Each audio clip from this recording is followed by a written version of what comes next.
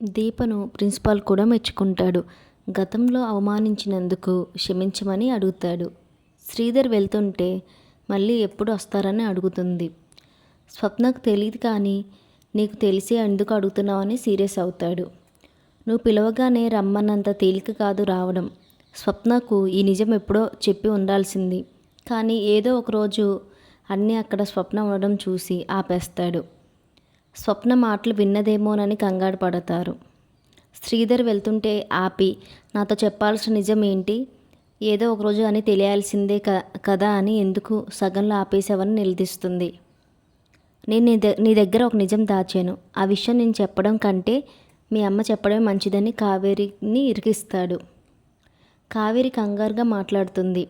నిజం చెప్తాడని టెన్షన్ పడుతుంది. నాకు తెలిసిన కుటుంబం ఒకటి ఉంది. వాళ్ళకి నీ ఫోటో పంపించాను.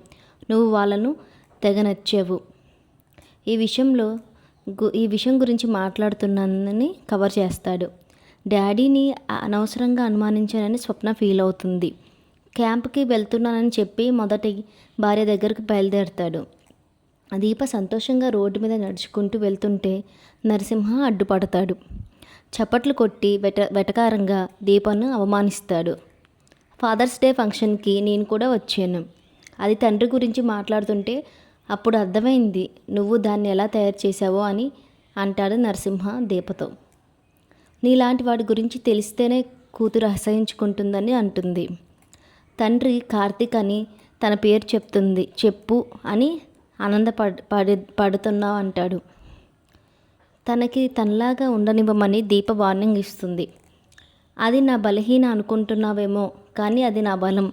దానికోసం చేతులు చచ్చి బతిమాలాడాను. అవసరమైతే చెయ్యి ఎత్తగలను. మంచి భర్త కాలేదు, తండ్రివి కాలేకపోయావు, మంచి మనిషిగా ఉండమని చెప్తుంది దీప నరసింహతో. నువ్వు నన్ను ఏం చేస్తావు? కొడతావా? కొట్టు. నేను గాల్లో దుమ్ము లాంటి వాడిని. ఎక్కడ పడితే అక్కడ ఉంటాను. ఈ పంచాయతీ ఎందుకు? ఒక మాటకు వద్దనని అంటాడు. సంబంధం లేదని వదిలేశావు, అలాగే ఉండనివ్వమని అంటుంది.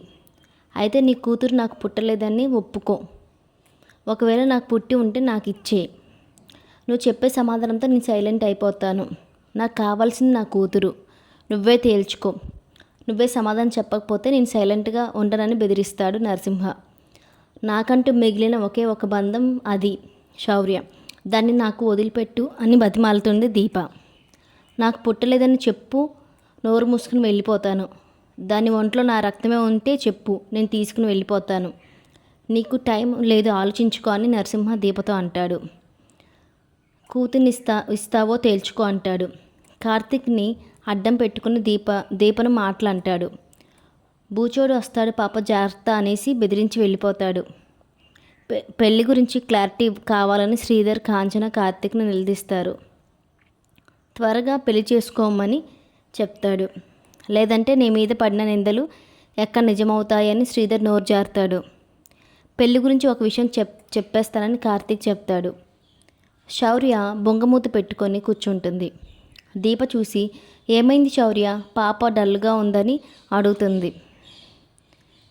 నా కూతురు నన్ను ఎంత ప్రేమిస్తుందో అని మురిసిపోతుంది. తనని అందరూ బాధ పెడుతున్నారని శౌర్య అంటుంది. రేపు స్కూల్కి వెళ్ళను అంటే వారం రోజులు ఎక్కడికి వెళ్ళనని చెప్తుంది.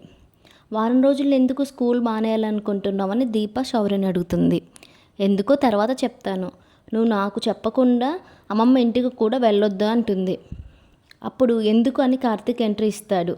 రౌడీని ఎందుకు స్కూల్కి పంపించకూడదని అడుగుతాడు. ఊరు వెళ్ళాలని అనుకుంటుందా